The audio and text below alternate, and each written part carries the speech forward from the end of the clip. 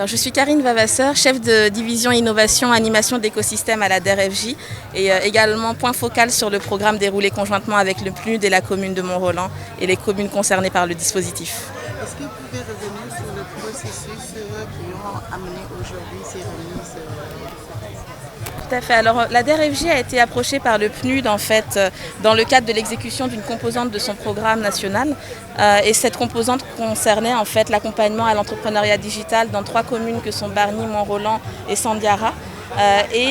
L'objectif principal, c'était de pouvoir accompagner des jeunes porteurs de projets à pouvoir justement mieux structurer leurs projets dans le digital ou en utilisant le digital comme levier pour pouvoir faire grandir leurs projets d'entreprise et les accompagner non seulement dès le départ en termes d'identification des opportunités en lien avec les opportunités et les potentialités de la commune dans laquelle ils résident, ensuite pouvoir les accompagner à travers un atelier de 72 heures pour mieux les sensibiliser et mieux les accompagner à structurer le projet et ensuite pouvoir identifier parmi les 120 bénéficiaires donc, de ce parcours de 72 heures, les 60 bénéficiaires finaux, toutes communes confondues, qui pourraient bénéficier d'un parcours d'incubation, donc d'accompagnement, d'assistance technique un peu plus poussée sur une période de 3 mois, à l'issue de laquelle un financement est également disponible pour ceux qui ont réussi à valider, on va dire, à cocher toutes les cases de la demande de financement.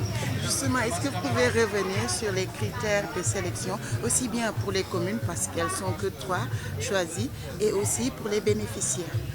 Alors, pour les communes, on n'est pas intervenu sur la partie sélection des communes. C'est plutôt le PNUD qui pourra revenir sur ce sujet-là. Nous, on est intervenu sur la partie sélection des bénéficiaires en tenant compte, en fait, d'une part de l'âge du bénéficiaire, du lieu de résidence. Il fallait que ce soit des personnes bénéficiaires habitant dans les communes concernées, résidant dans ces communes concernées.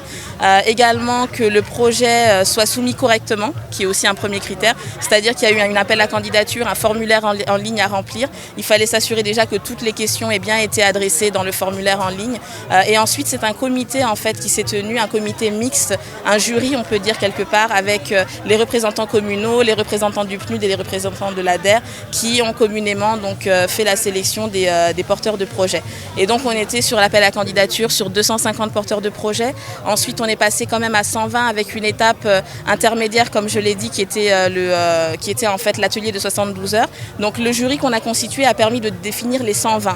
Et ensuite, il y a un jury final qui était présent en fait sur les 72 heures d'atelier et qui, lui, a déterminé maintenant les 60 bénéficiaires finaux du dispositif. Est-ce que vous pouvez revenir sur c'est à hauteur de combien le financement? Alors, on est au total sur la commune de Mont-Roland sur un financement de 55 millions, un peu plus de 55 millions de francs CFA, sous forme de prêt d'honneur, qui est aussi une particularité. Habituellement, on fait des prêts avec un taux de 5% pour le remboursement, mais dans le cadre de ce dispositif spécifique, on est allé sur un prêt d'honneur, ce qui veut dire qu'il n'y a pas de taux, le taux est à 0% en fait sur le remboursement. Et les bénéficiaires auront jusqu'à 3 ans pour le remboursement de leur prêt. Fait beaucoup de sens tout simplement parce qu'il nous permet déjà d'une part d'aller plus sur le niveau communal et de pouvoir renforcer encore nos actions de territorialisation, de l'accompagnement aux jeunes pousses dans tous les secteurs parce qu'on parle de digital mais en fait ce qu'il faut comprendre là c'est que le digital n'est pas forcément le cœur des projets qu'on a accompagnés. Pour certains c'est le cas mais pour beaucoup ils utilisent le digital pour peut-être renforcer l'agriculture, renforcer la pêche, renforcer leurs activités dans l'élevage, dans l'agroalimentaire et c'est tout l'intérêt aussi du digital, c'est cette capacité à pouvoir porter d'autres secteurs qui sont prioritaires pour le Sénégal. Donc pour nous, ça faisait beaucoup de sens de pouvoir intervenir sur ce dispositif. Et d'ailleurs, quand on a été approché par le PNUD, je l'ai dit tout à l'heure lors de la cérémonie, on a souhaité ne pas juste se positionner en tant que partenaire d'exécution du programme, mais réellement être un partenaire qui met aussi des ressources dans ce programme, notamment sur de l'assistance technique, des ressources aussi sur le financement, pour pouvoir en fait mutualiser nos forces et pouvoir tester ensemble ce pilote qui est en fait vraiment pour nous un test sur 3 communes avec une volonté de pouvoir faire tache d'huile et de pouvoir reproduire à l'échelle ce dispositif d'accompagnement. Et justement, c'est la discussion dans laquelle on est aujourd'hui engagé avec le PNUD. Comment est-ce que ce qui est fait aujourd'hui sur ces 3 communes peut passer à l'échelle sur d'autres communes qui pourraient bénéficier d'un tel dispositif?